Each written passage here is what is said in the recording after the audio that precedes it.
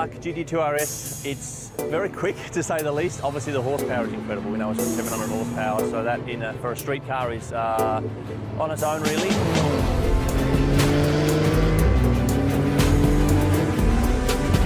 For us to have it on our shores here in Australia and be able to have the full track to ourselves, that's been incredible for me.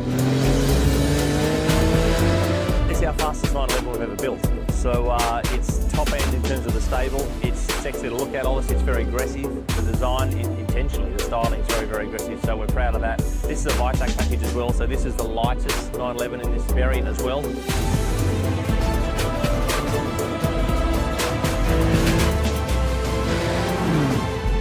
I can't believe we're here actually. To have the opportunity to drive the whole track, go out there and have a crack, it's been sensational.